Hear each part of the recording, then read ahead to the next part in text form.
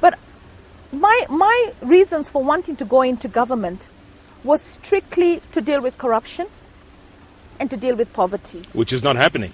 Which is not happening. We're not dealing with corruption and we're not dealing with poverty. So I think if I had been elected, I would have actually resigned. I don't want to be part of a system where you can't deal with the issues that is taking you to that system. I mean, we have failed in dealing with corruption.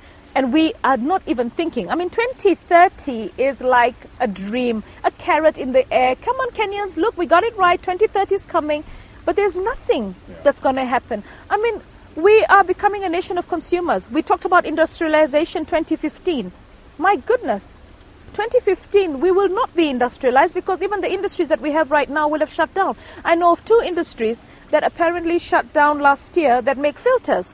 Why? Because it's cheaper to import them, so we are basically giving employment to the Chinese. I mean, fine, they're building our roads, and we do thank them tremendously for showing us that you can do a good road, you can have pavements that are even, and you can actually do it within a span of time and work at night. You know, I mean, you see that Chinese guy there supervising, and you see the Kenyan guys achieving landmark.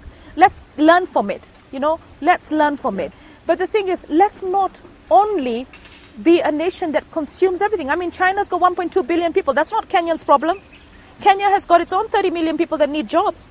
So we have to stop importation of everything and anything. We've got to start making it locally. You mentioned corruption a moment ago, Esther. The scandals that are hitting this grand coalition, maize scandal, stealing food from people's bellies and profiting. An oil scandal that only 3 or 4 people have talked about. The rest either don't care or don't understand the magnitude of it. How can we allow this after we said Goldenberg enough, Anglo Leasing enough? Scandals continue. I don't think you've seen the last of scandals. There's going to be more and more scandals being unearthed, especially as we get towards the election. Right now, they're probably holding a few back because they've been told, don't talk too much about what's going on in our ministries publicly. In a way, I kind of think that the advantage of having a grand coalition, the way it has been crafted, is that we will get to hear about most of these scandals. But the sad part is we're not going to be able to resolve them. And what is even sadder again is that you've got leaders. You know, imagine, Jeff, being in a house where your father and your mother, right? Your father is an alcoholic who batters your wife, your mother, okay? And your mother is a prostitute who's never at home.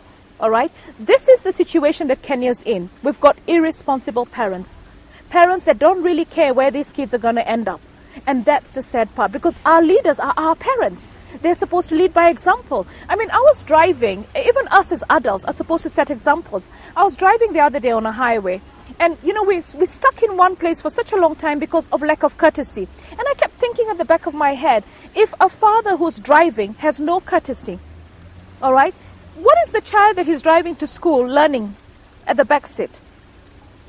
That you don't have to be courteous. So the same way, as we continue all these negative trends that we've developed over the years and we seem to think are great, what's happening is that we are teaching the future generation that it's okay to be corrupt. In fact, somebody was telling me yesterday that she was giving a motivational talk to a university, and she was telling them, if you ever got to a government position, what would you do? All of them said eat. You know, there was nothing wrong with it. They would all steal. They would all go in there and steal because you want that 4-wheel drive, you want that big house, you want that designer suit, but it's all fake, it's all short-lived. And basically, you don't leave a legacy. I mean, you need to leave a legacy. We're talking about Martin Luther King up to today. We're talking about Mahatma Gandhi up to today. We're going to talk about Mandela forever. You have to leave a legacy. And our leaders don't care. I mean, they don't care about leaving a legacy.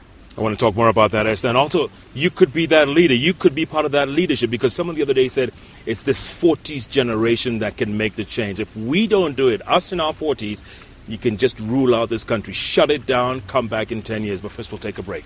My guest today, it's only Monday, and the bench is already heating up. We're shedding some light on issues that affect us as a nation. Who better to start the week than Miss Dr. Light herself, Esther Passaris. Oh, it's getting only better. Please stay with us. Do not go away. You're watching K24. We are back in a moment.